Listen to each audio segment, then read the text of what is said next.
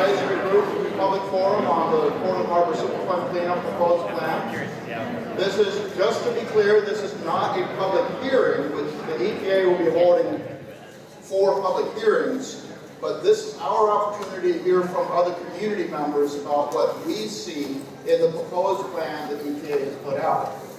Now, we have a panel of participants who have been watching this process for many years, participating to help make sure that we get a good cleanup of the Willamette River. And introduce them and get us started tonight, we have the Conservation Director for Portland Audubon Society, Bob Salinger. Please welcome Bob.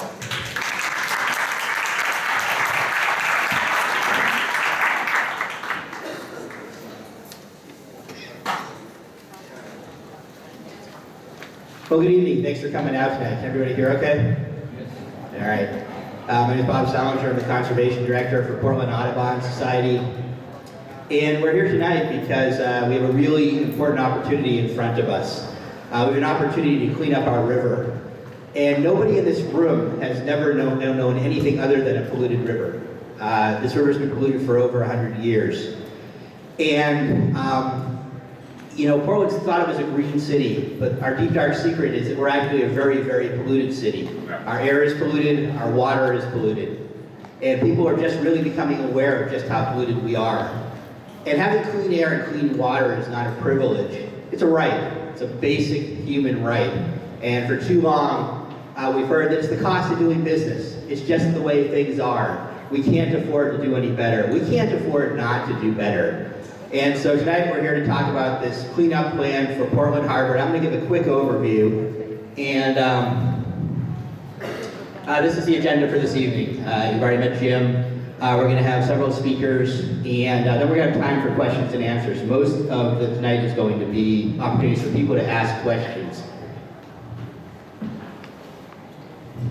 And so let's just start with a quick overview, just to situate people and orient people and give you a framework to consider these comments that are coming. This is a Portland Harbor Superfund site. Superfund is a designation that the federal government gives to the most contaminated sites in the country, the most complex, the most contaminated. And Portland Harbor is one of the most complex of the most complex. It's one of the worst of the worst. It's one of the biggest, it's one of the most complicated. It's over 2,200 acres, and it's over 10 miles long. And it stretches from the Broadway Bridge almost to the confluence, and you can see it up here on this map in red. That entire area is polluted. Every square inch of that area is toxic and polluted. That's our river. It's also the river for the wildlife that passes through Portland, the fish, the birds. And it's been that way again since before all of us were born. And if you broke this site into 50 smaller sites, those would all qualify as Superfund sites as well. So we have this incredible legacy of contamination. What's it contaminated with? There's over 80 different compounds that are in our river. PCBs, dioxin, DDT, PAHs, oil-based compounds, heavy metals, lead, and arsenic. And those have been put into the river by industry over the last century.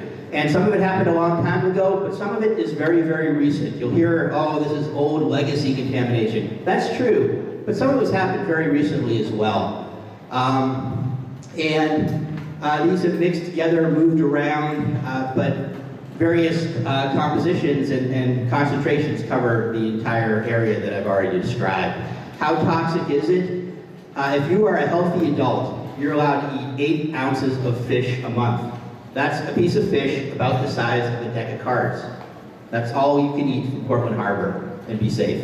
If you are a child, if you are a nursing female or a pregnant female, 0. That's how much fish it is safe to eat. 0. Who contaminated our river? Well, there's over 150 different parties that are responsible for the contamination. And you're going to hear a lot of these parties are long gone, we can't find them, we don't know who they are. That's not true. The vast majority of these parties, these entities, are still around. You're also going to hear that, we can't afford to clean it up. A lot of them are small businesses. That's not true either. Most of them are very, very big entities. Government agencies, big corporations, multinational corporations. There are some smaller ones as well. But from an Audubon perspective, if you polluted, you are obligated to clean it up.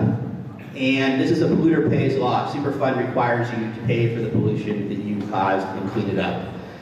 I want to focus in on a few, just so you have a sense though of who's out there, because a small group of these 150 have taken on the responsibility of working directly with EPA on a cleanup plan. They step forward, and give them credit for that. They step forward to work with the EPA. Unfortunately, they haven't done a very good job of that. They have stalled, they have delayed, they've been reprimanded for producing inaccurate, deliberately misleading, confusing information. They even got fined by the EPA for providing inaccurate information. That was later rescinded with political pressure.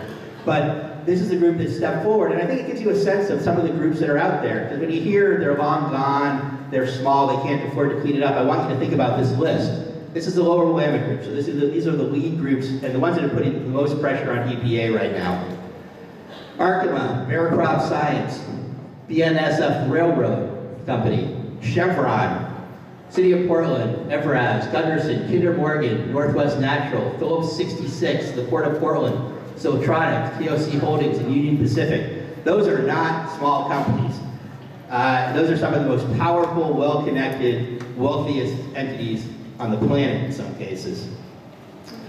So we have a lot of different responsible parties, and the costs for cleaning up will be allocated as per the responsibility. And so let's get to the plan, and then I'm going to bring up Peter deFur, and he's going to go into detail about this.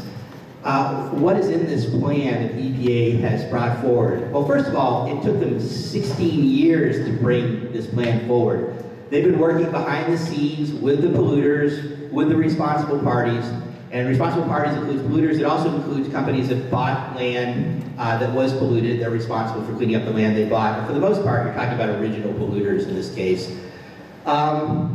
What's in the plan that took 16 years to develop? Well, unfortunately, not very much. It doesn't take a long time to describe it. The EPA is proposing to leave 86% of the contaminated area, 86% of those 2,200 acres contaminated. And I know Peter's going to go into more detail, but basically they're going to wait for nature to take care of it. Some of that contamination's been there for almost 100 years. Nature hasn't taken care of it. Number two, for that small area that they are going to clean up, they're going to put it in a confined disposal facility. What is that? That is an in-water dump. They're going to take the worst contaminants and dredge them, and then they're going to concentrate them, and then they're going to put them back into the river in an in-water dump. What is this plan going to do? It's going to leave our river contaminated for people and for wildlife for generations to come.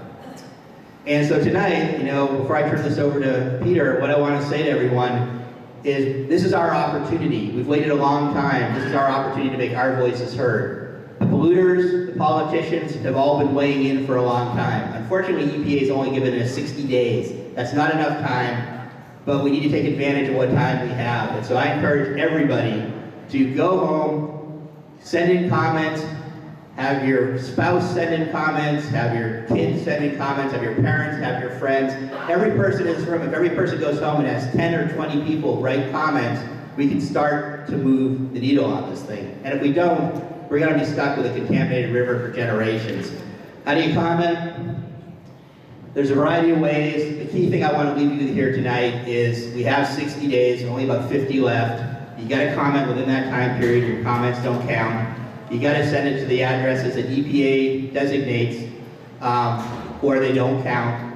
And there's a variety of ways to do this. They're up here, but there's information up front. You don't need to copy it down. The one thing I do want to catch at the bottom here, though, EPA has ways to do it online, through an online form, and through snail mail.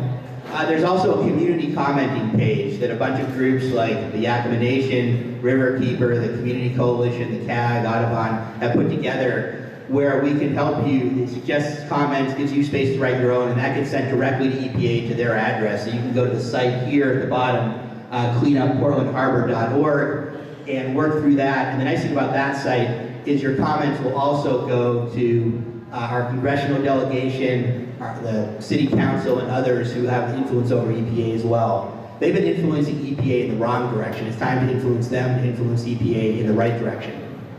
Last thing is Clean Up Portland Harbor Superfund page. That's a site that Riverkeeper and Audubon put together. We've just been updating that, several times a day. If you want to really keep up on what's happening day to day, what's coming, what kind of events, that's a great place to friend. And so I encourage folks to do that as well. And share that with your friends too, because that's the place probably where we'll get the most common updates. So with that, I want to bring up Peter deFur. And Peter is a consultant that's worked on Superfund sites throughout the entire country. Riverkeeper was able to get a grant from EPA in order to hire Peter to advise the community. He works for us, for the whole community, advising us on a plan that's very complicated, very technical, so we're very fortunate to have him here tonight. Thank you very much.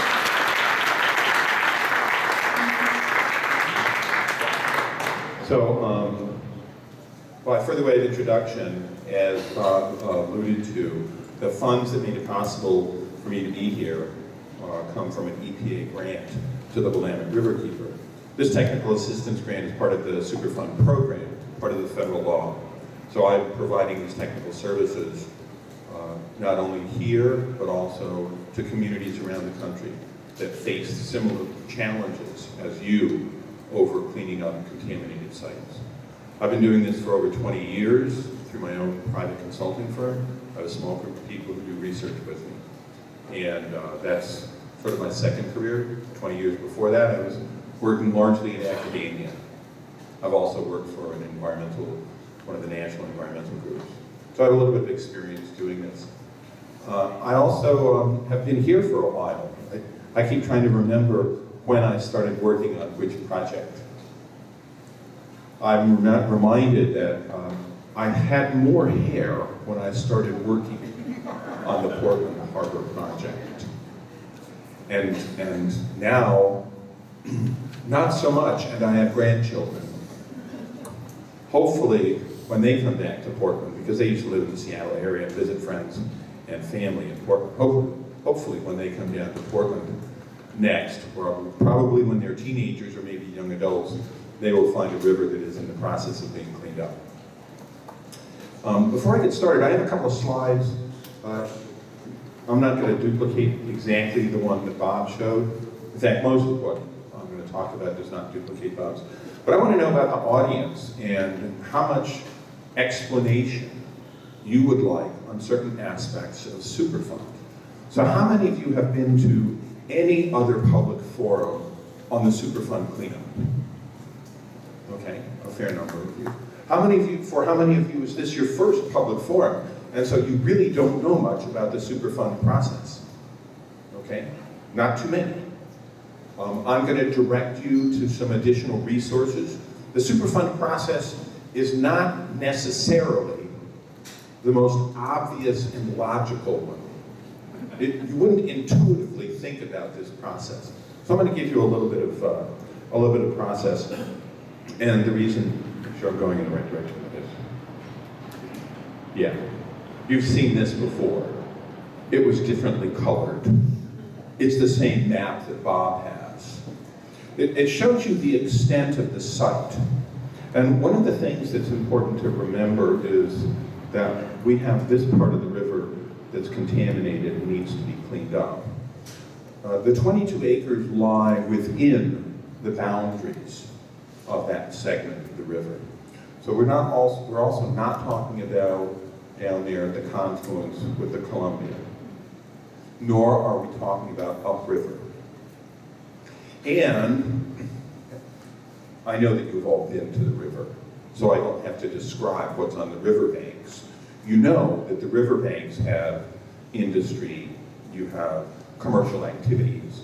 Bob described some of them. And you know that there are activities going on there and have gone on there in the past that are responsible for past and present pollution of the river. So chemicals come off or go underneath those sites. And they're all along the riverbanks. So those activities are a separate effort from cleaning up what's in the water, just to be clear. And I'll talk a little bit about that. The Superfund process. You've seen this before? Yes, I'm nodding. Okay. The way in which Superfund works, briefly, is that somewhere in the beginning, an individual, an organization, a group of people, much as yourselves, or some other force, human force, contacts EPA and convinces them that there are data that indicate this site is contaminated and needs to be cleaned up. And it's so contaminated, sufficiently in need, that it should be listed on the national priorities list called the NPL. That's the Superfund list. And so EPA undertakes an investigation, maybe they do more sampling, they go through the process to determine whether or not. And if it turns out that it passes these criteria for listing, then it becomes listed as a Superfund site. And then, and that may go on for a couple of years, only then does EPA start the process that's described here. And the first step is to investigate in detail so that you know specifically the nature and extent of contamination. What's out there? Where is it? How bad is it? That's what the investigation is doing. And as part of it, they make a more than a good faith effort to understand the risks to your health, human health risks, and the risks to wildlife, which is an ecological risk assessment. So we have a human health risk assessment, we have an ecological risk assessment as part of this remedial investigation, telling us the nature and extent. And then it's the what do you do about it phase, which is feasibility study. What are the ways in which we might deal with it? I'm going to talk a little bit more about those, because those elements become part of what EPA then proposes as the cleanup plan. That's the proposed plan, and that's the step we are in. So EPA is required to issue the proposed plan. They are required to take public comment. They are required to hold at least a 30-day public comment period. And it's either law or regulation that says that EPA shall extend the public comment period upon valid request, or some language to that effect. So they've already said they're going to hold it for 60 days now, which is a fairly short period of time. The other process question that has already come up in discussion among the people that I've spoken with is that at the end of that 60-day period, which is in August, right? August 8th, EPA then says that they will sit down and they will type like mad, and they will complete their decision document, which is called the record of decision. That should be the next step. Oh, it's the green one. That's the record of decision. And that record of decision will be the official document that sets out in general terms exactly how the place is going to be cleaned up. Now they indicate that between August 8th and December 31st, they'll get this job done. And I've heard them repeat that. And if they do that, it will be record-setting, in my estimation. I've worked on a number of other projects, some of which are large and complex, and it's not uncommon for EPA to spend well over a year from the time the public comment period closes, processing the comments, incorporating them, evaluating what they need to do, determining if there's any new data, writing responses to comments, and then completing their record of decision. Some cases it's 2 years. So a year is not uncommon. 2 years is not at all unheard of. 6 months, less than 6 months, is unheard of for a site of this magnitude. So I'm betting against it. But you might not be betting people. And then, after that, then the planning, the specific planning for digging and hauling and moving and measuring and doing the other things. Then all that planning comes into step, and then they go through the process. If you want a good resource for how this proceeds and the pace at which it proceeds, look at some of the other large Superfund cleanups around the country. The Hudson River is commonly used as a reference because it's easy to find, it's easy to spell, and their websites are actually very accessible. It's referred to in at least one of the documents and I've referred to it in my comments. And then we do the cleanup. And then we have a process that's really important. It's absolutely critical. As soon as EPA starts the cleanup, first shovel in the ground, first bucket, first whatever it is, it starts the actual cleanup, or the stage that they call construction. Then the time the clock starts on a 5-year review. So as soon as the construction starts, every 5 years, EPA must go back and evaluate their progress. How are we doing? If they're still in the middle of construction, if they're still in the middle of remedial action, cleaning it up, are things going apace? Have we run into anything that changes our mind? Have we got confirmation that what we decided to do back when is still the right thing to do? And then when they walk away and when they leave, if they leave contamination in place, that 5-year clock, every 5 years, winds up with people reevaluating what they did in the first place. Now, let me return to the Hudson River. The Hudson River is one of the first Superfund sites ever evaluated. They threw up their hands and said, 200 miles of Hudson River, you've got to be kidding. We're going to let it clean itself up. And then 10 years later, that's not working out so well. And then 5 years after that, that's really not working out so well. We need to reevaluate that. And during that 5-year review, they evaluated, they said things are not getting better faster enough, and we think that some efforts that we can have implemented will make a big difference, besides which there's ongoing pollution, which they hadn't assumed of. And so they instituted, and so we have a cleanup to look to as an example. And another site in Michigan, at an abandoned site, 5-year review was in place. The company had gone bankrupt. They implemented a remedy. They thought they'd cleaned up the site. 5 years came along. Fish tissue concentrations of the contaminants actually started to rise. 5-year review said, wait a minute, we got to do something different. EPA went back in.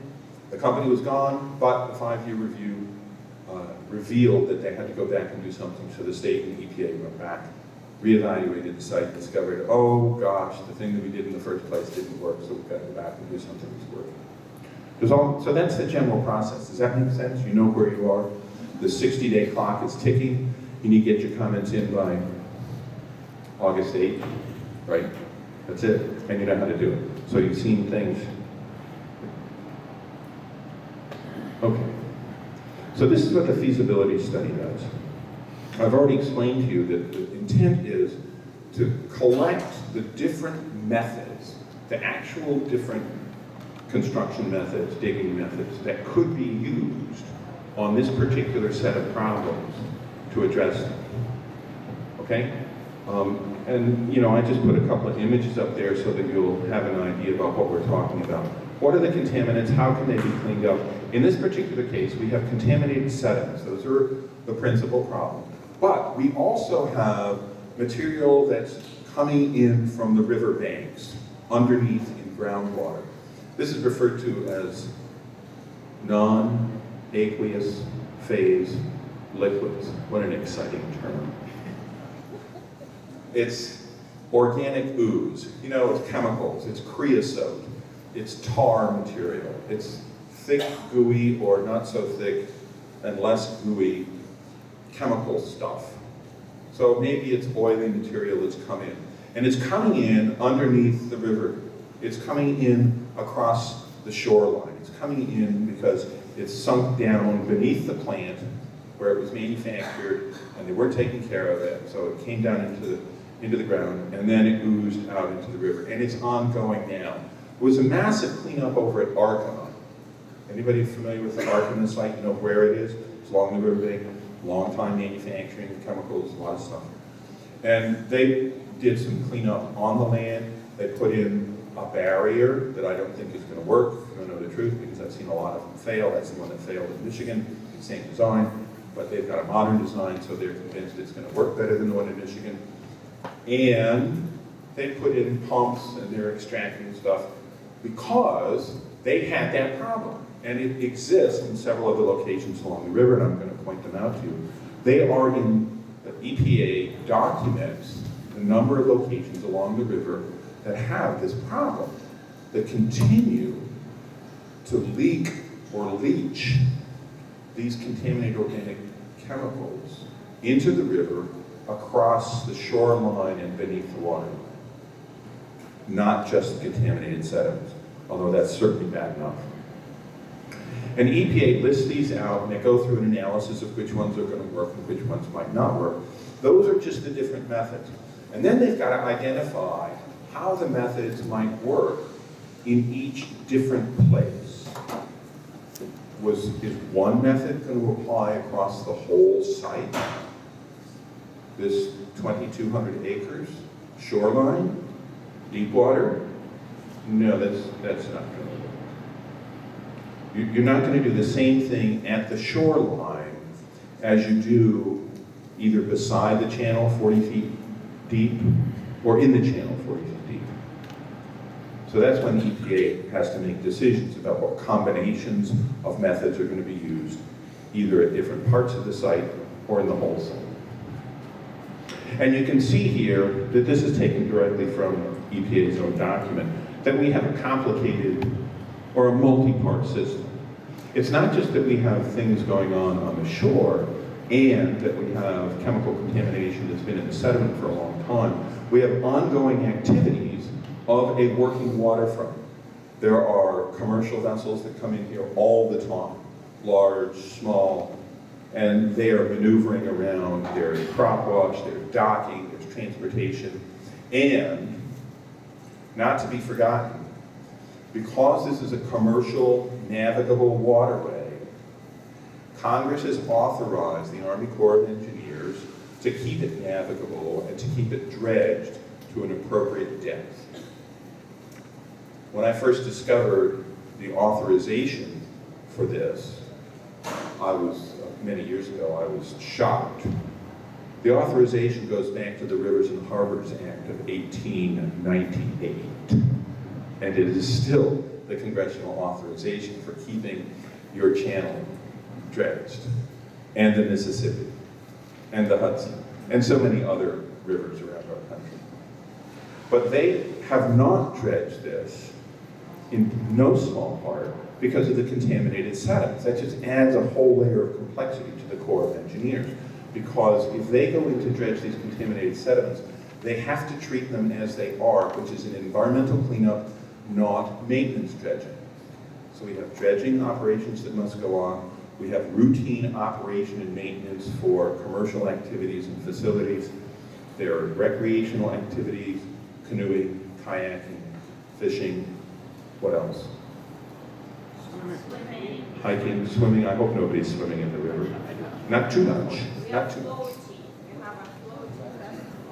As part of all this, EPA has made some estimates of what's the risk to you from eating contaminated fish.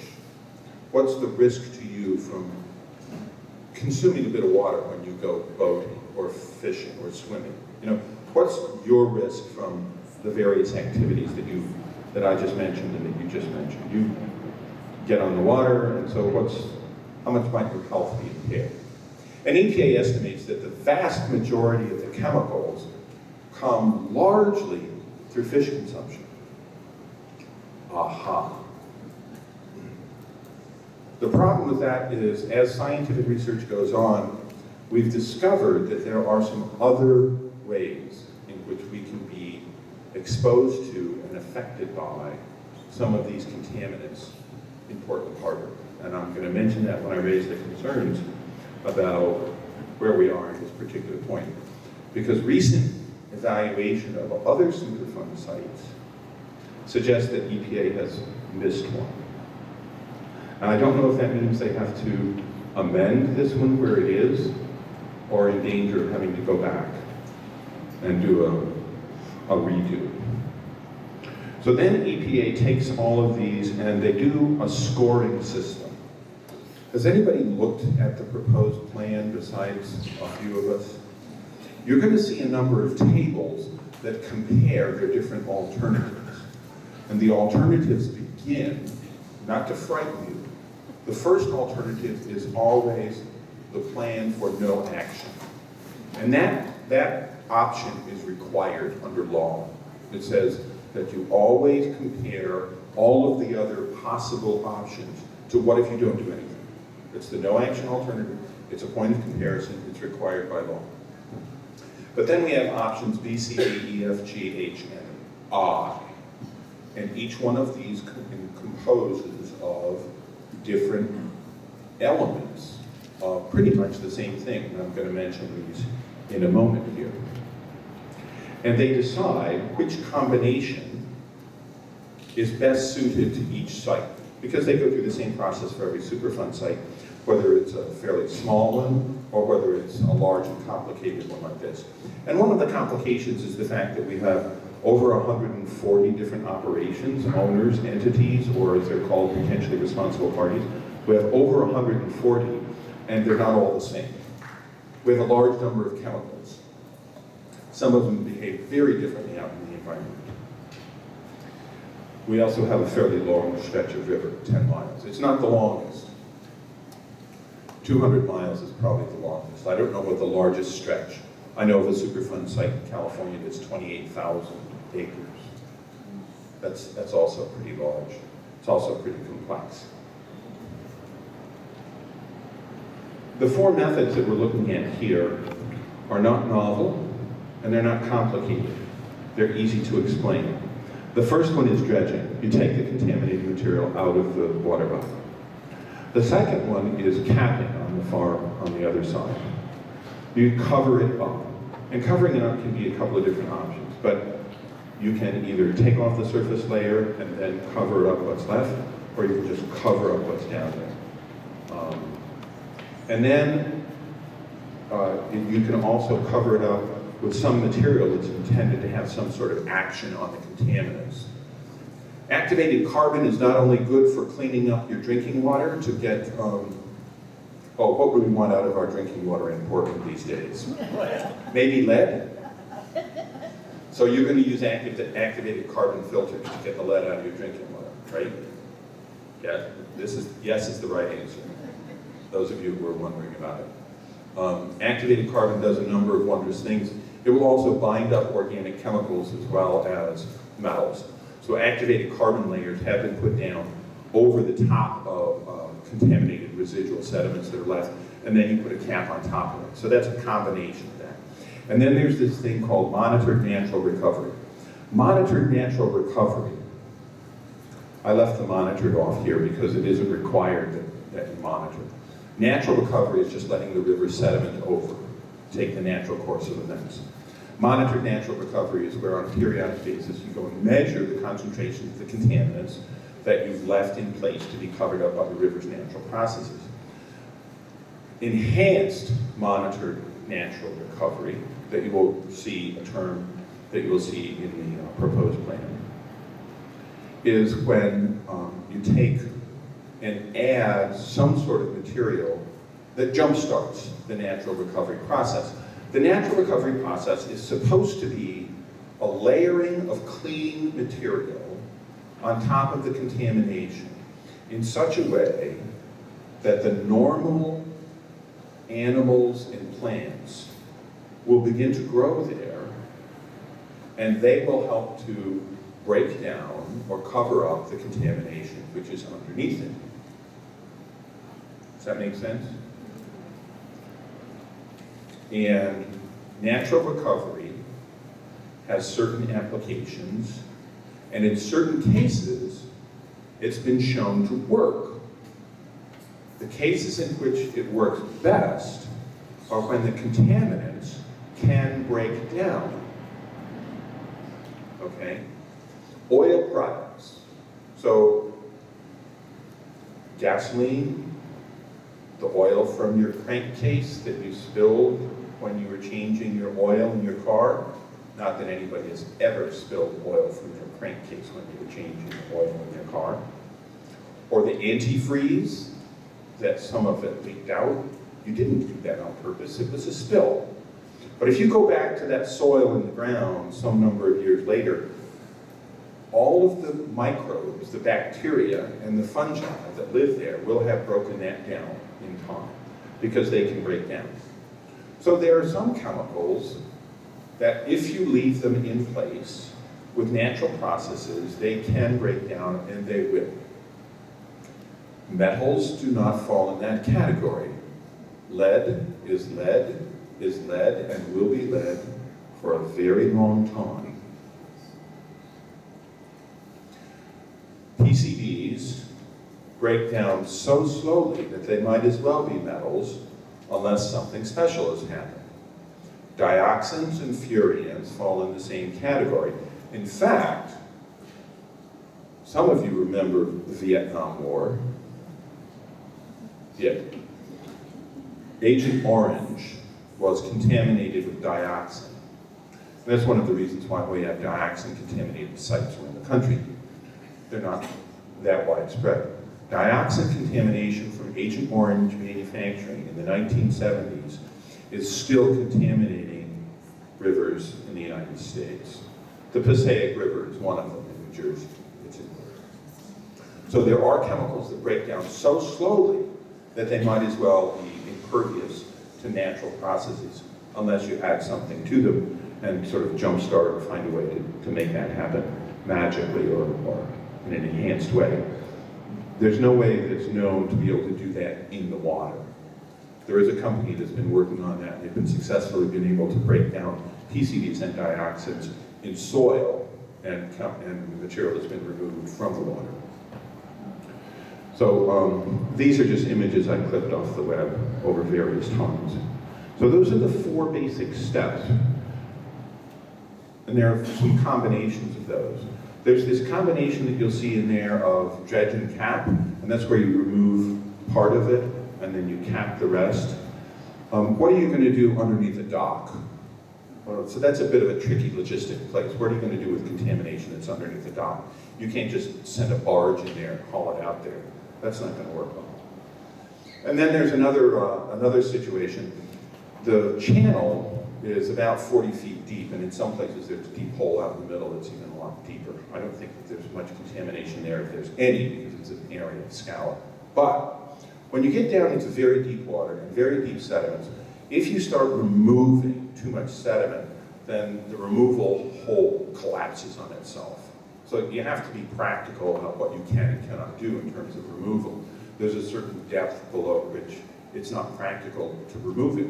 But if you can get the sediments out from 10, 12, 15 feet down, then I'm not worried about what's below that, because you're going to put some stuff on top of it, you're going to cover that up. So dredge and cap would be a combination that's been used in a number of places.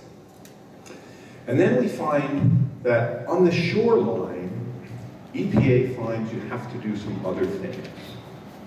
And this is where I want to bring back to what I mentioned before about all of those companies and all those facilities and chemical processes that have occurred right on the shoreline.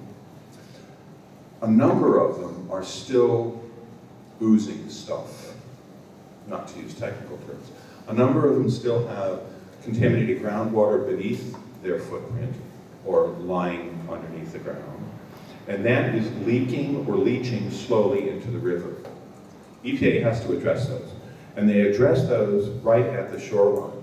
So there are several places, a number of places, in which EPA has to remove the shoreline, and they have to put down some sort of barrier or filter or catch. They have to put something there that is going to keep that material from getting into the river.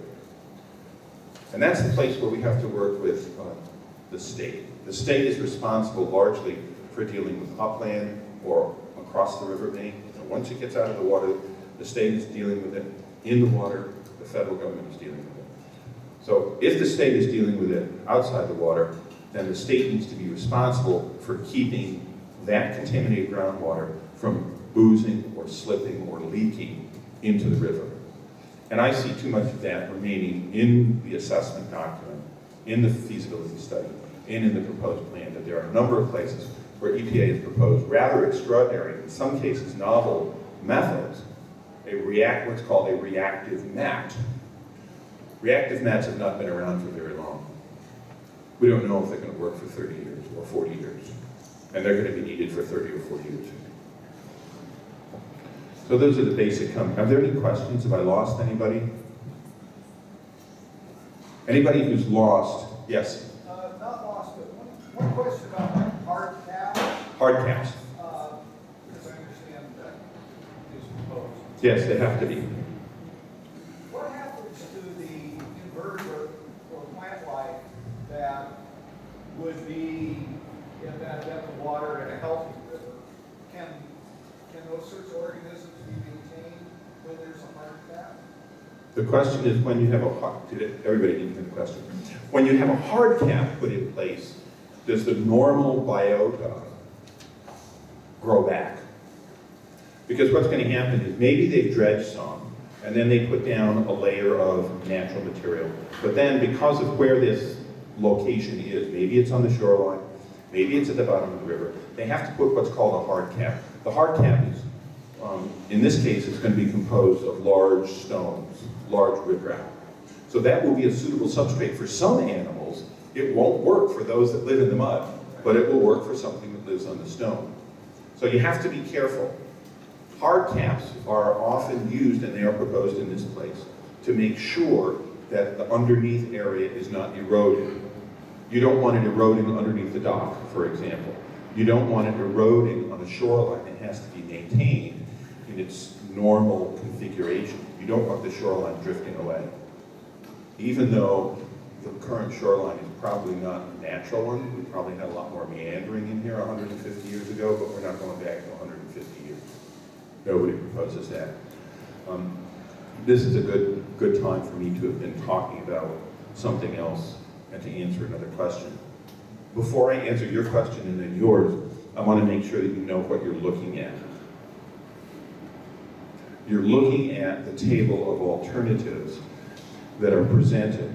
Now, this particular alternative is the no action alternative, and it tells you along the left-hand side, clean up option A, B, C, D, E, F, G, H, I. And this is how much gets dredged. Now, in alternative A, that's the no action. You don't dredge anything, you don't cap anything, there's, nothing happens. We walk away. So that's why A doesn't appear here. But options B, C, D, E, F, G, H, I, you can see here, and it shows you how much dredging, how much capping, how much of that dredge and cap combination, how much enhanced natural recovery, monitored natural recovery. So as we dredge more, we have less natural recovery. So let me have a question in the back here at the table. Yes, ma'am?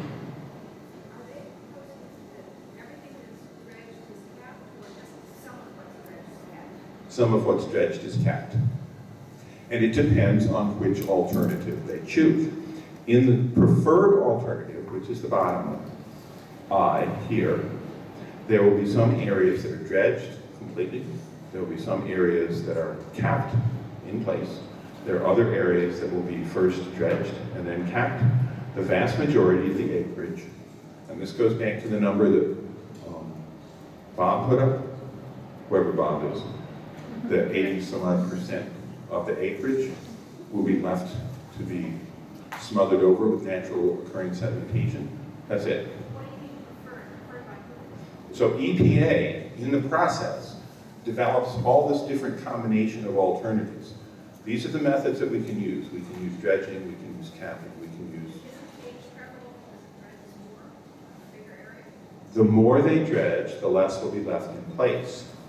But EPA, in your evaluation, is required to consider protection of the human health, protection of the environment, long-term effectiveness, short-term effectiveness, short-term impacts, cost, how easily or effectively each particular part can be put in place, and that's the implementability. They're also required to take into account community acceptance, okay?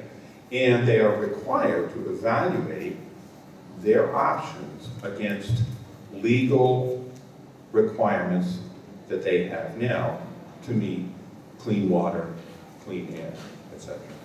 So we have a question here now. So in the big picture, this might happen. We might have an earthquake. That private companies in this liquefaction zone, right? You might have it all happen again. But it's probably not part of the EPA proposed cleanup plan, but is there a plan in place for What do we do about earthquakes and the liquefaction process that occurs with earthquakes? And then after this question, I'm going to move on and we're going to continue to take questions. Peter, I was wondering if we could do a quick clarification though, because the question was, who prefers alternative I? Oh, okay. So the liquefaction is addressed in the engineering design for each component. Okay, that's an element that EPA is supposed to address. So, their preferred alternative is EPA's preferred alternative is I. Alternative A, nobody proposes this. This is just a comparison of all of them. Does that answer your question about who prefers? The preferred alternative is the technical term that EPA uses for their selection of. Do a better job of cleaning the river? Excuse me? Does alternative H, H. is that the H up there? Yeah, H. Does that do the best job of cleaning up the river? According to EPA's analysis, yes. It removes the most contamination.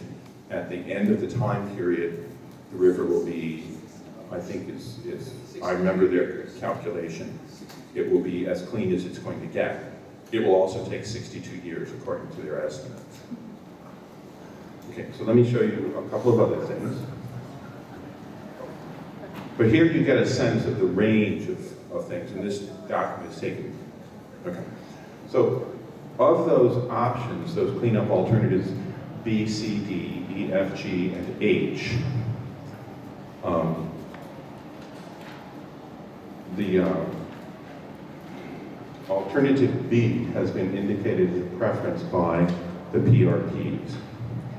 EPA has recently proposed alternative I. And the CAG last fall indicated preference for an enhanced G.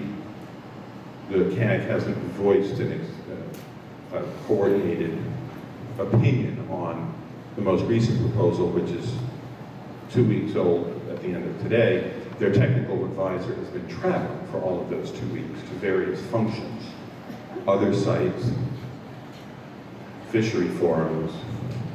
And you can see the difference among those, and these are the four basic elements: dredging, capping, enhanced natural recovery, monitored natural recovery, the acreage for each one of those.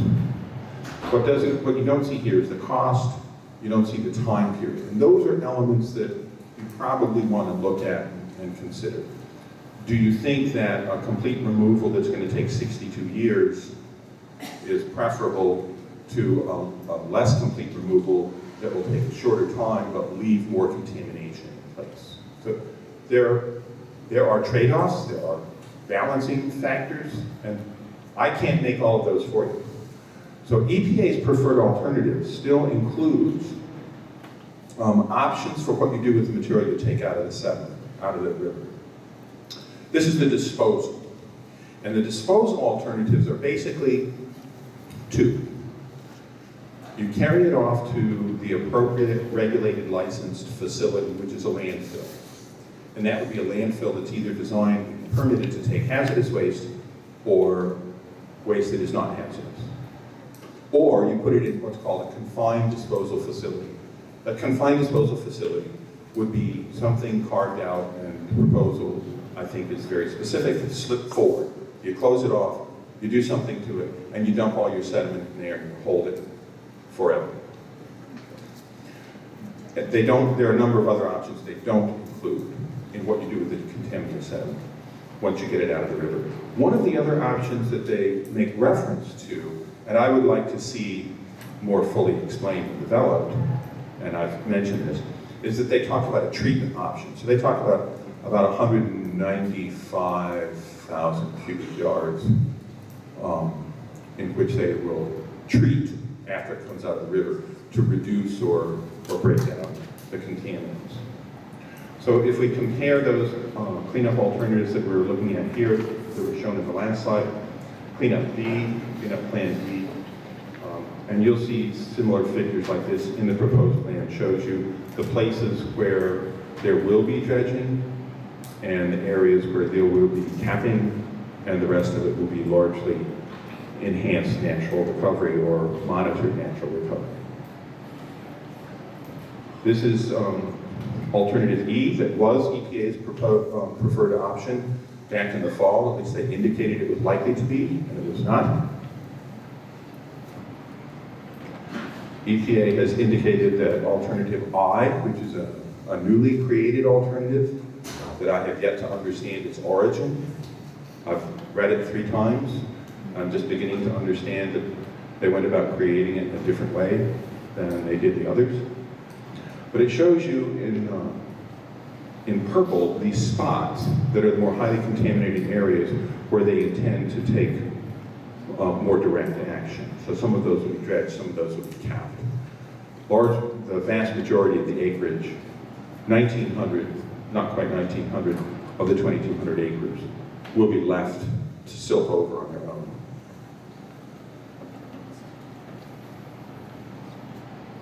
And then this alternative is the one that was G from last fall, and it shows you a much larger area, the larger yellow spots that will be as sediment removed, the dark yellow, bright yellow spots. And then there are areas that will be capped in a different color, and those are indicated there. All of this is going to be available on the website in the morning. I don't think we're going to get to it tonight. We already had examined the cleanup proposal. A large part of this is unchanged from last fall. And the changes from last fall have yet to be understood by anybody on my team. So we're still trying to sort out exactly how they came up with the combination of what they're going to do in alternative I. Because alternative I is constructed differently. It's constructed very differently in terms of how you're going to put it together than any of the other alternatives. They have taken a little part from alternative B for one location, and they're going to have one cleanup standard. And then they've used a different cleanup standard for a different location. And that's what alternative I goes through. And I don't know where they get to that point. But as I said, I've had less than 2 weeks to look at it, and I've been traveling, and I've read it the first 2 times, and it didn't make any sense, and I had to go back. However, alternative I has a lower acreage of removal, about the same acreage of capping as they have proposed in the past, and a larger acreage where they're going to leave the river to silt it over. So this gets to my concerns. The first one is that they've completely left off the agenda what I mentioned before, atmospheric releases. There are a number of new pieces of research indicating that the principal contaminant, one of the principal contaminants here, PCBs, not only can be released into the atmosphere, but they are released into the atmosphere from Superfund sites that have PCBs, such as New Bedford, Massachusetts, that I mentioned when I was here a number of years ago, and more recently from the Upper Hudson River. And that paper was published late last year by Dr. David O. Carpenter. We know that PCBs were released into the air from the manufacturing facility in Anniston, Alabama. That's not a surprise because they were manufacturing it. And they spread PCBs all over the place. But the question that's puzzled scientists all for a number of years is not whether or not PCBs could make it into the air, but does it matter that we inhale some of these? Particularly because the PCBs that are going to make it into the air that we will inhale have a different chemical composition than the ones that are in the water, and we know that. What we know is that the ones that remain in the water are larger and heavier, and they're toxic. They're much more toxic. The ones that are going to make it into the air are smaller molecules, and we don't know that inhaling them causes any health effects. Well, the paper published by Dr. Carpenter late last year indicates that, number one, if we're exposed to those smaller PCBs in the air, we do get them in our bodies. They do accumulate, and they do have health effects. So that process is demonstrated to be a complete health risk. Second of all, not only the work at the Upper Hudson, but also the work in Anniston, Alabama, and the work in New Bedford Harbor, and there are a couple of places in Europe that have also looked at whether or not the population of people surrounding the PCB contamination area are picking up PCBs and suffer health consequences. They've all answered that question with a yes. And then the sort of health consequences that we'd expect from PCB contamination, similar to what we have from PCBs coming into our bodies from other sources. So EPA has missed an important exposure pathway, and they've missed this important source for us living in the area. We would also expect that PCB levels in the soil might be higher, but they might be marginally higher, because that depends on the processes of not only deposition, but also retention in the soil. And then once they get in the soil and they're subject to oxygen and ultraviolet light, they will break down more readily. Question? What's the name of the person who did that study? David O. Carpenter, State University of New York at Binghamton, published in late 2015. That's one of my bigger issues. You can see my list of others that are here. The confined disposal facility has been objected to by the community for as long as I've been coming here. I think that's right. Maybe longer. The other point, and I'm going to get to your question in just a minute after I make this, is about monitored natural recovery. I explained to you what monitored natural recovery is, and I gave you the sense that it works on those chemicals which might break down, but it does not work well on chemicals that do not break down. I have not seen any evidence that supports the use of monitored natural recovery on chemical contamination in sediment when the chemical contaminants do not break down. In fact, I live in the watershed of a river that's a demonstration of quite the opposite. James River, Virginia, in the mid-70s was the site of a spill of ketone, which is a chlorinated organic chemical not unlike PCBs. It's very resistant to breakdown, very toxic, very stable. It accumulates. It's still there. Natural recovery did not work. We can still measure ketone in the fish. That was the mid-70s. Some of us were able to remember the mid-70s. Yes, sir, you had a question? I'm concerned about disposal. Let's talk about all the waste that are there. You said the alternatives are to some of it taken away from the river. But I guess the vast majority of it is going to put in some kind of a coffer dam or something on the water, and so it can reach out there again. And then you said that PCBs will never break down. They're just like lead, so they're not going to go away in 60 years. They're going to be there forever, and they're going to be right there in coffer dams. Now, we were told about Hanford that was going to last thousands of years. The containment for atomic fuel and atomic material used on that was going to be thousands of years.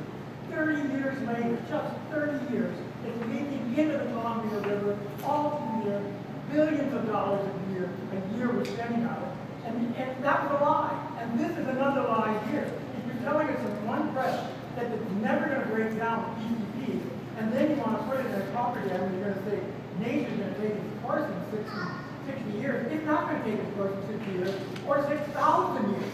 It's never going to break down. And we're going to have a I'm going to cut you off here for a second. I'm going to cut you off for a second. We're going to have plenty of time for questions at the end. I want to make sure we get through all of our speakers.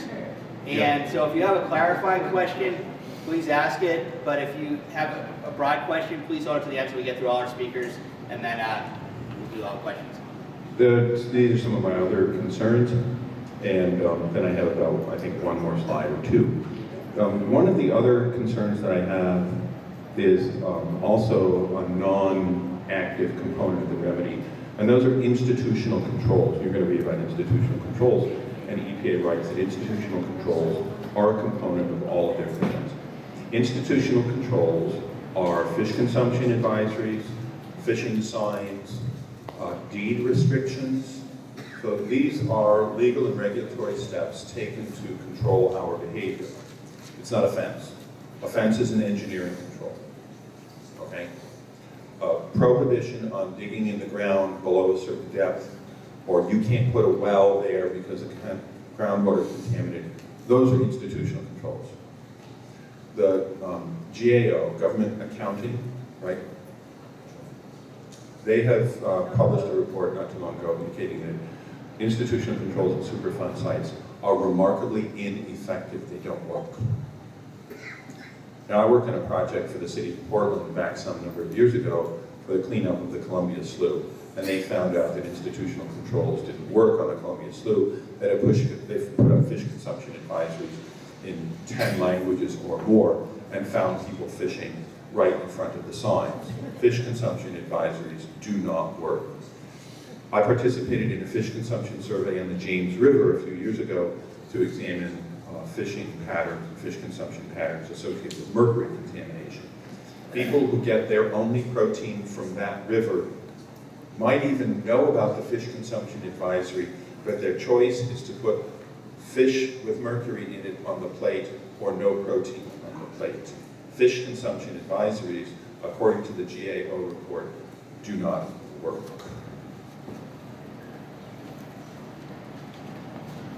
So you've seen some of these websites before. I'll leave these up for a minute. I know that we want to see if we can get to some other people. We've got more questions that we can take. A few now. I'm going to ask Bob. We've got some other people who are going to be talking. I'm going to take one question here, and then I'm going to turn the microphone back to Bob, who's going to call up our next speaker. Right? So is my understanding correct that the plan is to do nothing for 86%? Or is that just one of the many plans, or are they just going to leave 86% of the loan and do nothing? No, EPA's preferred alternative is to leave 86% of the acreage that's contaminated unremediated. They will leave it to cover over by natural siltation processes. 86% of the 2,200 acres. So it's about 1,900 acres will be left for monitored natural recovery, which is the normal siltation process. Bob, do you want to bring up the next speaker? Sure.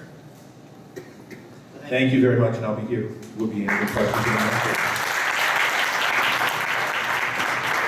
We'll bring Peter back up at the end, along with Travis and Rose. And again, I want to just reiterate, Peter is an independent consultant, so he's working for the community. So we have some expertise on our side. Next, I want to bring up Rose Longoria from the Yakama Nation. Rose works in their fisheries program. And Rose and Yakama have been incredible allies in Portland issues for the environment over the years, fighting for clean rivers, fighting to protect places like Hayden Island. Yakama have just been amazing in terms of coming down here because we all share these resources, and it really speaks to how interconnected things are. So thanks, Rose, for coming.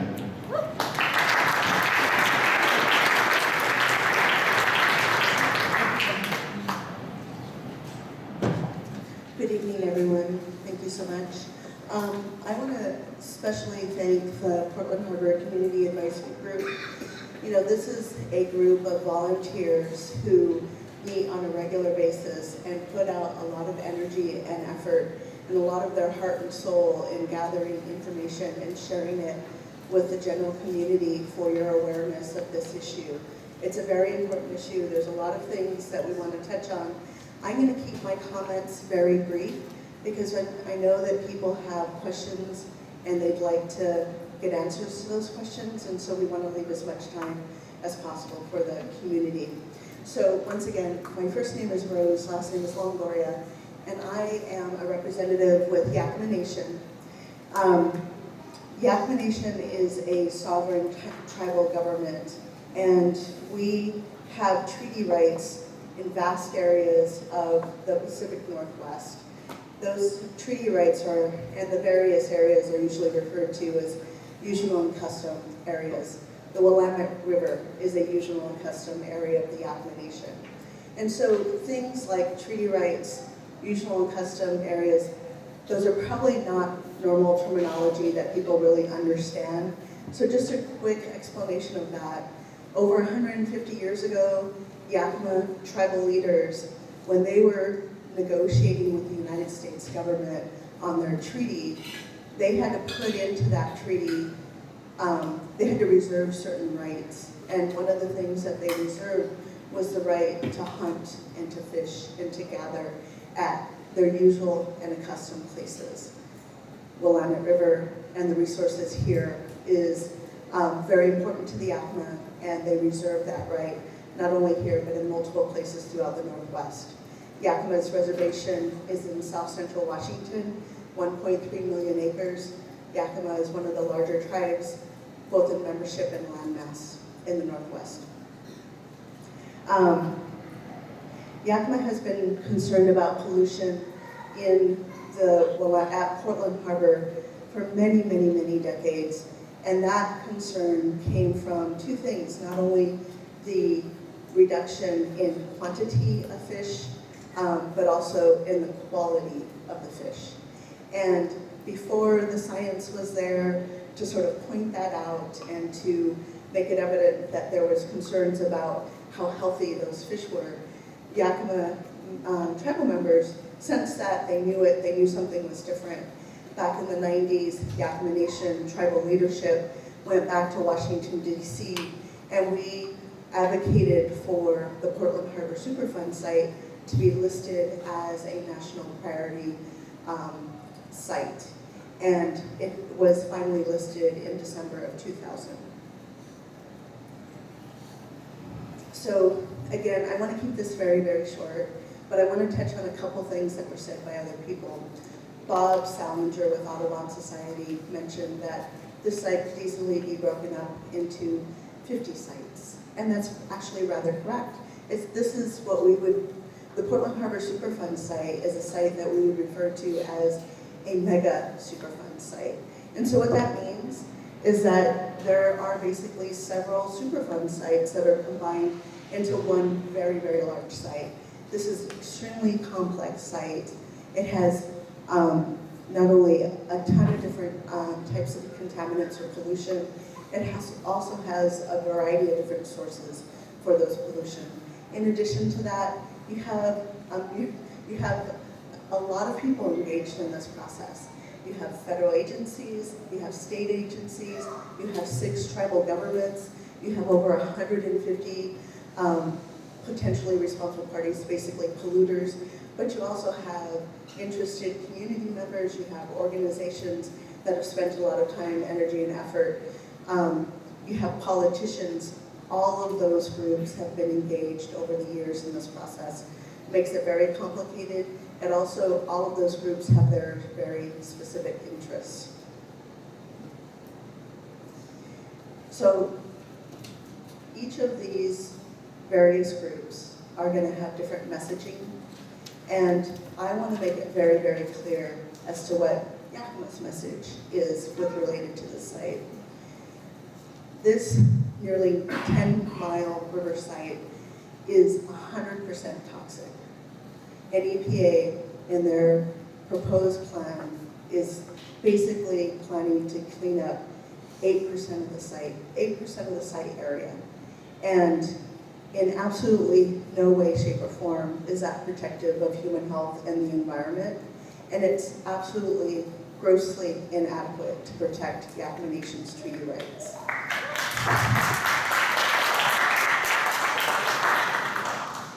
Along with that, Yakama our position has been very consistent and very aggressive that Yakama Nation cannot and will not turn its back on the harm that the Portland Harbor pollution has done and continues to do both in the Willamette River and the Columbia River, because those contaminants are being flushed into the Columbia River and are impacting Yakama Nation's treaty reserve rights, not only in Willamette, but also in the Columbia River.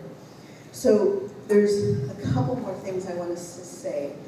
One is I think folks, the community might think, okay, EPA is engaged. Okay, you have the tribes engaged. We have the state. We also have these very influential organizations like Audubon, Willamette Riverkeeper, the CAG. I could go on and on. And so they'll get it right. Unfortunately, that's not the way this huge train is, the direction of this huge train is going. Right now, EPA is proposing a plan that is not protective. And no matter how many times Yakama has consulted with EPA, they have not produced a plan that is protective of Yakama Nation's resources. Yakama Nation is not afraid. We're not unaccustomed to the litigation process. Actually, we're rather accustomed to it. Unfortunately, the construct of the Superfund law does not allow Yakama to litigate at this site until the remedy has been complete. And so our attorneys are doing an analysis on what that means for this site. And unfortunately, once you have EPA move forward with remedy design and they go into the construction phase, and then they go into the 5-year reviews, and then they do the monitored natural attenuation, we could be looking at potentially 40 years before Yakama would have the legal authority to litigate at this site. And so what I'm here to say is unless we have a huge community outcry for a better cleanup, I think we'll be left with a site that is not truly cleaned up and not protective of human health and the environment. Thank you.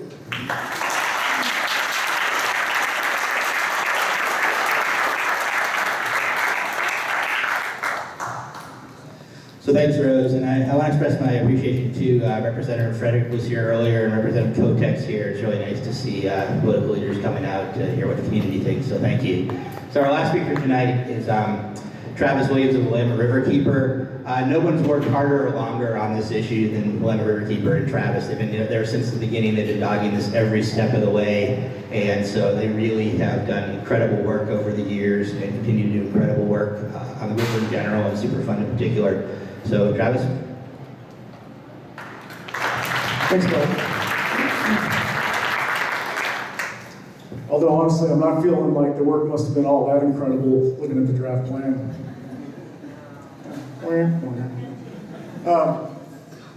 So I will keep this really short. I think the others have covered the basics here. I think what we all need to remember with this is that it is your river. It doesn't belong to the EPA. Doesn't belong to the many landowners along the way. It's your river. It's your river sediment. We have a right to a river that's clean enough to be able to catch fish and eat it. And I think when you decide, hopefully, to make your formal comments to the EPA, whether that's 2 sentences or 20 pages, you need to make sure to remind them of that reality, that this is your river. And that at the end of this process, you need to be able to catch a smallmouth bass from this stretch of the river and eat it without adding to your cancer risk. That's what that part of the cleanup is about. I think it's also important to underscore that we're not just talking about impacts to people from fish consumption in this whole thing. You're also talking about very real impacts from those toxic chemicals to a range of wildlife in this area. So for those who make claims that you can get at this by educating people not to eat certain fish, there are tremendous other impacts. And as Peter indicated, more and more emerging information about volatile chemicals being airborne from sites like this. So I also want to say thank you very much to the Portland Harbor Community Advisory Group for hosting this event tonight. This is really important. And I hope every single one of you who is here on your own volition to learn about this and hopefully make comment, that you do that by that comment deadline. Thank you.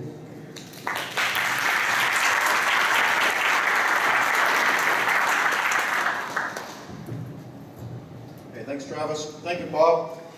And now we have time for some questions and answers. I want to mention there are 2 things that I really want to be sure we accomplish tonight. One is that people in the community have a better understanding of what is in the proposed plan, and that you have knowledge of how to comment and give those comments to EPA. So we have our experts here who've been working on this for quite a few years and have a lot of knowledge gathered. And We'll get with that. And we have answers for many questions. So I'll throw this open. Questions about the presentation tonight, questions about the proposed plan, or questions about how to comment to EPA. Let's start back there. I'm kind of new to Oregon, but in the professional jurisdiction range, is the EPA or the DEQ in the state of Oregon, are those that you're water experts? These are guys as water specialists. And I used to work with conservation districts, I worked with extensions of universities. There's fish and wildlife that probably knows water better than EPA might, I would suspect. Many ecology in the state of Washington. So in different states, I'm not familiar, but my bottom line question at this point is EPA and DEQ beyond I guess just kind of a one that checks off the list at the end result? Are they the best contractor? Are they the experts here in Oregon on water related stuff? Okay, so if I understand right, the question is, are DEQ and EPA the best for overseeing the whole process for the Superfund cleanup of the Willamette River? Is that? That's interesting. Are they Okay. your experts here? Well, I guess the short answer is they're the ones that have the legal responsibility. Would anyone like to add to that? I'd like to add to that, and Jim, you're absolutely correct. Both EPA and the state have the legal authority here at the site. One thing that hasn't been mentioned today or tonight is that the site itself is bifurcated, meaning that the cleanup in the river is led by EPA, and the cleanup on the uplands is led by the state, Oregon DEQ. Yakama has serious concerns with both the in-water and the upland cleanups, or I should say, in-water cleanup proposed plan and what has been and continues to go on in the uplands. So we have big concerns on both sides. The upland is One- the Columbia Slough and further upriver. Upland is anything that's above the high water mark, essentially. That's So you have the river, and then the land above it is the upland. So the dividing line. Mackenzie, the headwater. The dividing line has some flexibility because in some cases EPA may say that, well, cleaning up this section of bank goes along with cleaning up that section of in-water river, or in some cases the DEQ might determine that doing some of this cleanup on the bank that goes into the river makes sense with doing this cleanup of the upland side that's adjacent. So upland means out of the river. Sorry. So I think one of the things that you were getting to is above the site and below the site. Is that what you were getting at? So the site area itself is that 10-mile stretch that the maps have been allocated. So this plan does not address anything above that study area or below that study area. On the atmospheric release, I'm assuming that the dredge material increases that atmospheric release. And is there a feasible method to control those that?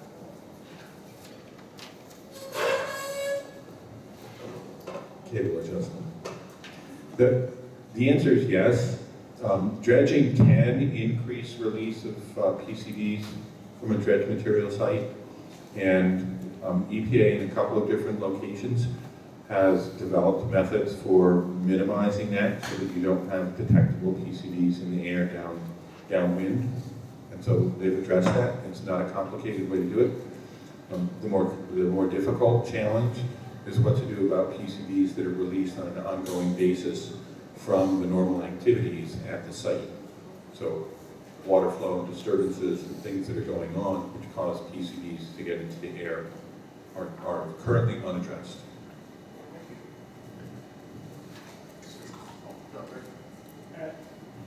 At the end of the EPA's proposed cleanup, will any part of the river remain above the threshold for Superfund destination? The question is whether or not at the end of the remedy that EPA proposes, which is alternative I, in which they're going to do approximately 150 acres of dredging, a little 60 acres of capping, and 1,897 acres worth of monitored natural recovery. At the end of that process, will anything still be above cleanup levels? Yes. And whether or not it continues to classify as a Superfund site, gets into regulatory questions. So if you went back and said, well, we propose this for relisting, they're not going to do it because it'll still be listed. So I don't know, Greg, if that answers your question sensibly. I don't think it does. Are we going to end up with what we started out with? Are we going to end up with what we started with? It'll be a bit better. Let's go back to the next one. Would you explain a little bit about the cleanup plan procedure, how you get those plans on there, the time frame, with relationship to what we're dealing with? I'm curious to know what that process is to get a cleanup plan on the proposal. So how did EPA come up with their options for a cleanup plan? Well, what I'm wondering is there enough time to get more proposals, more cleanup plan proposals on there? I'm just curious to know what that procedure is and how could you go about getting a plan proposed and actually preferred by the EPA or the final decision maker? It's possible, it's highly unlikely. EPA, during the process, invites and will openly accept other cleanup options, other procedures, other methods, other plans. So if you propose something, if a group here or another organization, an entity, goes to EPA and writes a different option in there, EPA will consider it at most points in the process. At this particular point in the process, EPA will tell you that they have to consider material that is contained within the feasibility study. That if one of us or all of us give them something in our comments, which is very good and substantive and technical, and even if it's eminently practical, if it is not yet in the feasibility study, EPA cannot consider it unless they go back and start over again. So they can't simply add a new thing in at this point in the process. If they decide they want to add a new thing in, so you have a widget method, so we have something else that we propose, and EPA decides this is so good, this is so remarkably effective, we cannot ignore this new thing. They can do it, but they have to go back and start at the feasibility study. So they cannot proceed. They won't make a December 31st deadline for sure then. But they may decide this new thing that you've got in front of them is so remarkable that they must consider it. So for example, like the time period between how long it took to get option I on there, which is new, is what you were saying. So I just want to follow up what was just stated, and I'm going to announce clearly and openly to the PRP representatives that are here. You're going to want to hear this, and you're probably going to want to take note because you'll be very angry with me about what I'm about to say. And that is that, in my opinion, EPA has unfortunately worked a little backwards in this process. So normally, you would go through all the remedial all the studies that were done, collect all the data, and have that information lead you to a cleanup plan that is truly protective of human health and the environment. Rather, I think what it looks like is happening here is industry has been rather effective at lobbying congressional representatives to work on EPA at high levels to get EPA to identify a cleanup that the responsible parties would be okay with implementing, and working backwards to that decision, that cleanup point, and making the plan itself and the information try and fit that cleanup plan that industry would be willing to implement. Yeah, I just want to clarify the question. Say option I or whatever is selected in that particular village. Again, who is going to fund this? Or who's going to pay for the dredging of the dam? The question is who pays the cost of the cleanup? The potentially responsible parties. Okay, so like companies that have maintenance or not. Yeah, the companies that are on that list that Bob put up, which is a small number, but people refer to 150 companies that are potentially responsible parties. EPA has a whole office that goes out and searches for responsible parties, potentially responsible parties. And so they develop a list and they let everybody know, it could be that they're on the list and said you are a landowner, you once owned, you do own, you released, you emitted, you might be responsible for part of the cost. Okay, so like community or it's tax dollars are going. No, not the community, but the city of Portland is on that list. Okay. And the Port of Portland is on that list. Is the state of Oregon on that list? There's no federal funds. The federal funds for Superfund cleanup ran out in 1998. The Superfund law is a federal, the way it was funded was through a series of fees on production chemicals. There was a series of 3. And those were going to be retired. They expired, they have to be renewed every 5 years in 1995. And in the fall of 1994, there were negotiations undergoing about how to amend the Superfund law to make it less onerous and less difficult. In October of 1994, those negotiations among the different parties broke down because it was clear that Congress was going to be controlled differently in 1995. And following that, there's been no action. So with the Superfund fees expiring, no additional monies have gone into Superfund. So every Superfund that's cleaned up is either done on a taxpayer dime, which are orphan sites with no potentially responsible parties, or it's the potentially responsible party. However, there are administrative fees that they can't find, that they really cannot charge to the responsible party. And so we wind up with at least a small portion of it. Do you want to add to that? Right here. In the green? Hi. As a community member, my biggest question is, what's holding back the full grade cleanup is business interests? Is that correct? Is that the pushback coming back? Is that you can't work these river because the people who dirtied it don't want to pay for it? Is that what's happening? I think some of them probably do want to pay for it, but they don't want to pay as much as others might want them to pay. So I think it's, you look at 150 different entities from the city of Portland, Port of Portland, various companies, Northwest Natural, our natural gas provider, all those folks will have some share that's negotiated after this record of decision comes out. They decide how that gets apportioned. As long as they're making progress toward implementation, the EPA ultimately is a federal entity that signs off on that. But more related to your question, yeah, the pushback is from some of those potentially responsible parties who don't agree with doing more. And that's where this whole thing comes back to you and anyone else who wants to make public comment to at least have the EPA recognize that not everyone out there thinks this is the greatest plan, that the thing needs to be improved, and that they should make that happen. They have the legal authority to do that.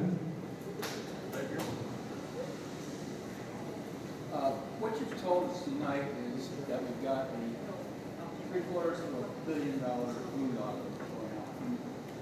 And what I have not heard tonight is what you propose these people write to stop the boondoggle and get to the correct answer. So, what is the correct answer?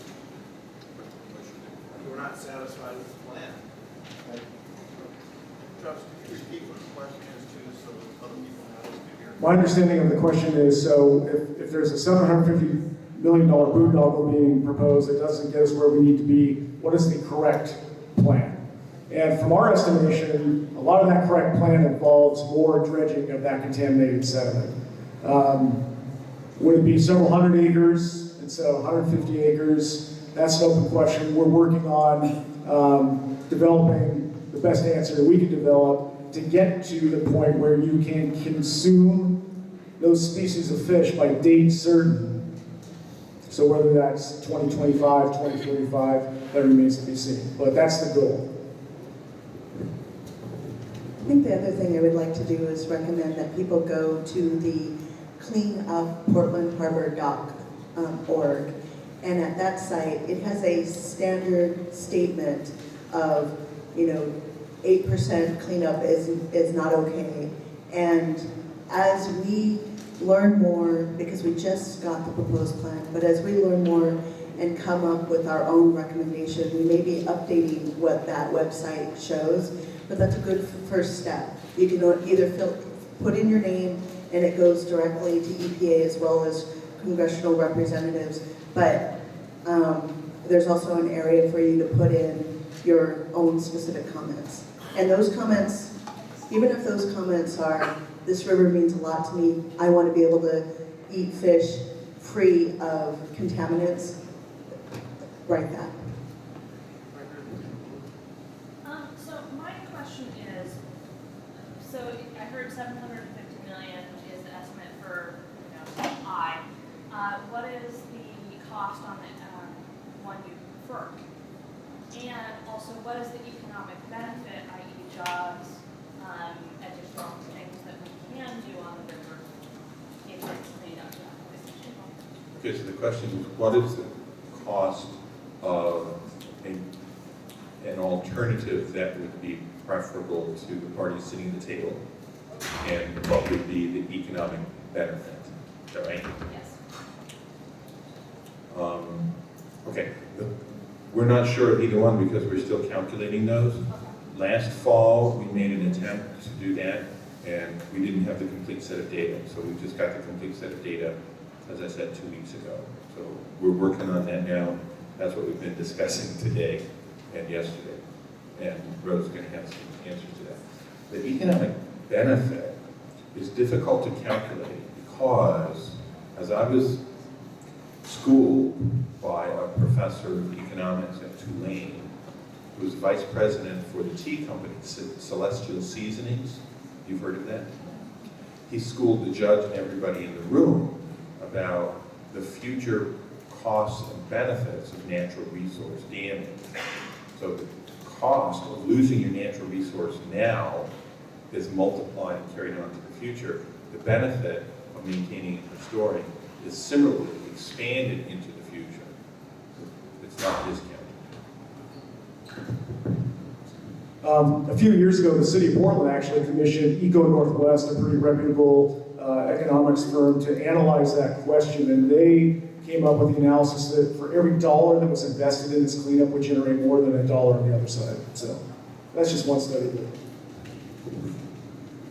So everything they said is correct, but there's just a couple things that people should know about a couple of the other alternatives. So alternative G, which when that was released as a draft last November, that was like $1.9 billion cleanup.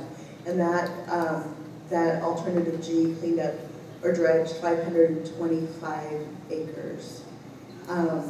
The alternative H, which is a more aggressive cleanup, 1,500 acres, is about $9.5 billion.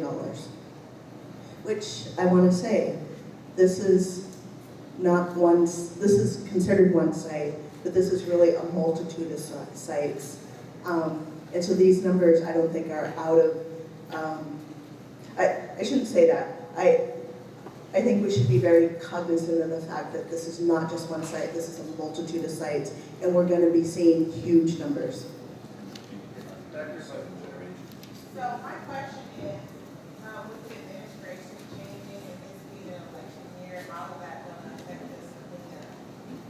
Seems like the push for a plan to be done in December, how something Thank you very much.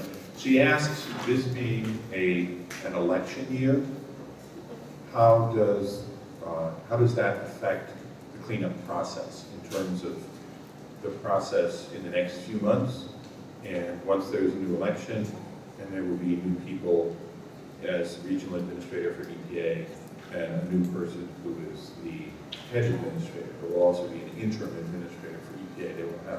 They won't have a non-administrator option. So I can tell you what EPA has said on several occasions in public and in private conversations. They've expressed concern that when the administration changes, not if, but of course it will change, there will be new people. And these new people will want to examine the plan and the record of decision in great detail so that they are very comfortable with it, because their names will be on it, not the names of the people who are working on it and signing off on it now. Hence, the EPA in Portland and in Seattle, the regional office, have predicted that if they do not publish the record of decision by December 31st, that it may delay the release of that record of decision by 2 years. Is that what it is? Can I ask why you're not helping us with this question? But it's a difficult issue for us. We look at this after a 15-and-a-half-year process so far, and you all, as members of the public, want to make comment. We have 60 days to hold forums like this and encourage people to comment in a thoughtful fashion. It seems like too short of a time, and I know Willamette, Riverkeeper, Audubon, and others have asked the EPA officially for more time. Now, does that